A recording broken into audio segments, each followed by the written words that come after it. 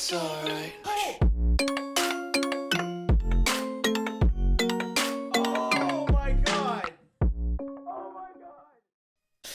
Yo guys, what is up? Max on Borderlands 3 video, and today we're going over the top 5 highest damage interactions or glitches or bugs in Borderlands 3 that still work to this day. Now, some of these are a little bit more of like bugs, and some of these are legit just crazy interactions, but I wanted to cover them because they are so strong, and if you're looking for easy ways to do damage, these are some of the best. I hope you guys enjoyed the video. If you do, be sure to drop a like, comment, and subscribe. And with that, guys, let's get right into it.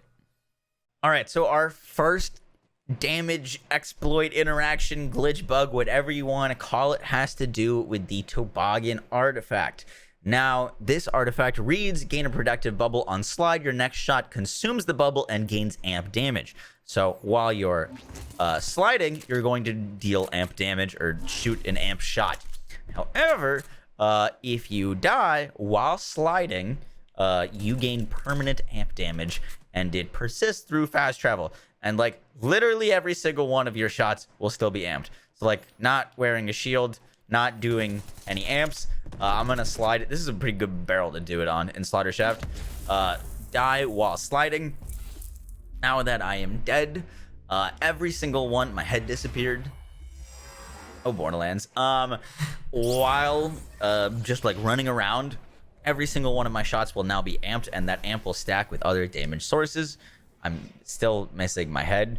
But now, as you can see, every single shot is amped.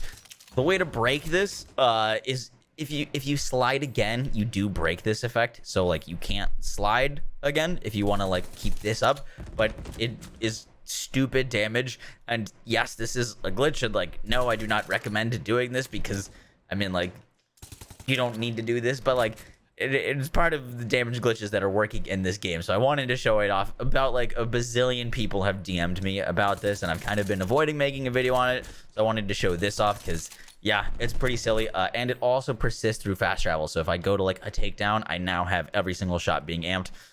You do need to keep on the toboggan, but like yeah, you can like switch gear around, and every weapon that I now shoot is gonna have amp shots on it. All right, at number 4, this one's less of like a glitch and more of just like a pretty crazy interaction that just does stupid amounts of damage, is elemental dot swapping for the elemental critical hit anoint. Basically, if you have any fire weapon, you need the weapon to match the dot damage or type of the Unleash the Dragon, which is going to be fire.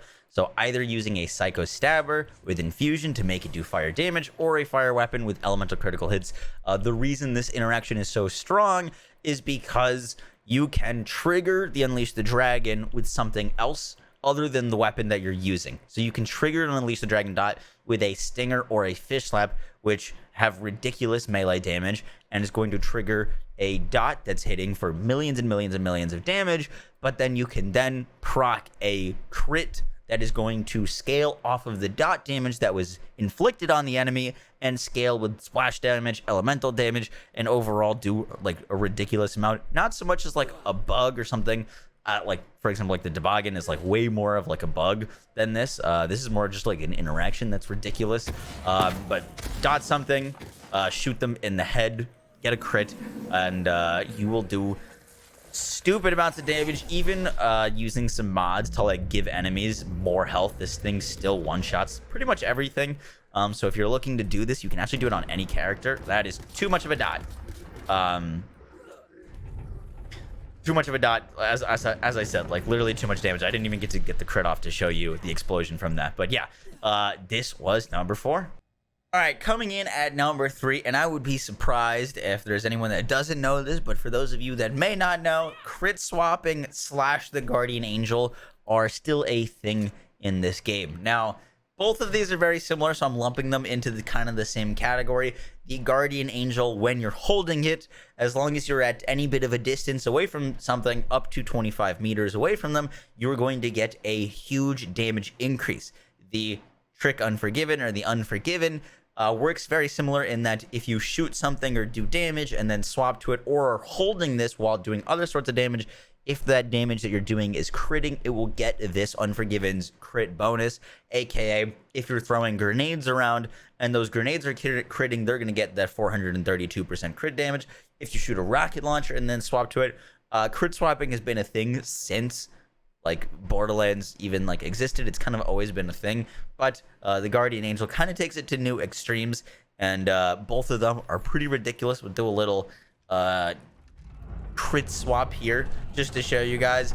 I think crit swapping is boring personally, but I do think it is pretty cool when you're using it with like a Guardian Angel. You can do some pretty cool things. But yeah, if you ever want to one-shot something, just shoot literally like any rocket launcher and then swap to the Unforgiven. And yeah, it's been a thing since this game has literally launched. All right, so coming in at our number 2 spot is the Hustler Eraser interaction on Zane. Now, I've made a few builds and videos on this, aka Borsplosion, but it is one of the most busted things, especially with the root.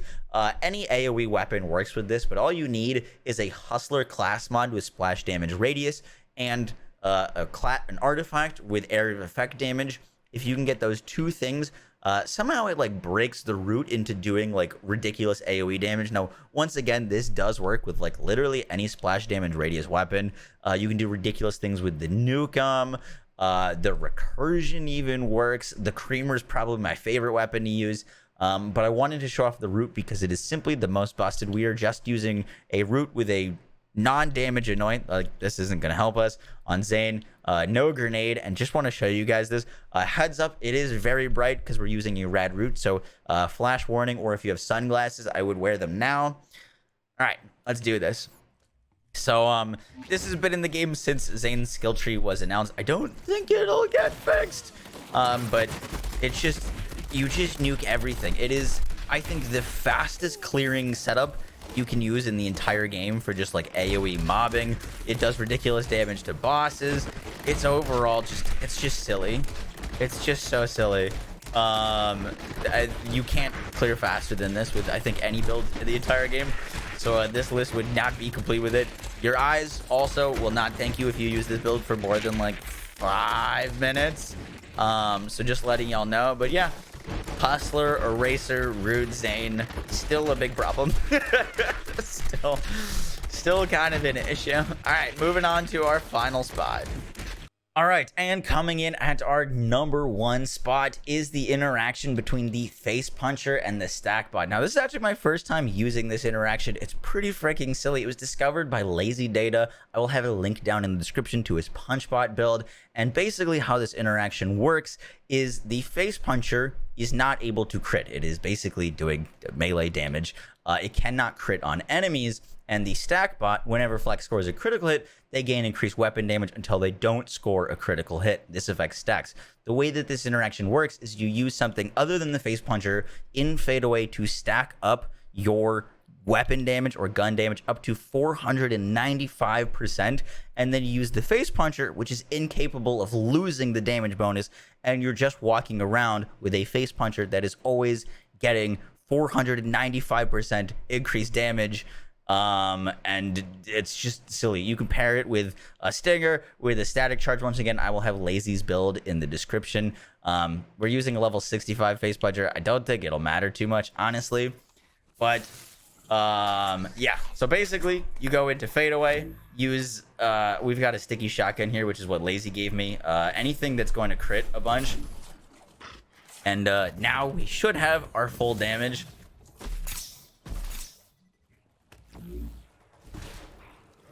And yeah, you basically one-shot most things with the Face Puncher on Flak. I hope you guys enjoyed the video. If you guys want to check out this build, once again, it will be in the description. Pretty stupid stuff. I hope you guys learned something new from the video. If you did, be sure to drop a like, comment. I just fade-awayed without fade-awaying. Drop a like, comment, and subscribe. I will catch you guys in the next one. Take care. Peace.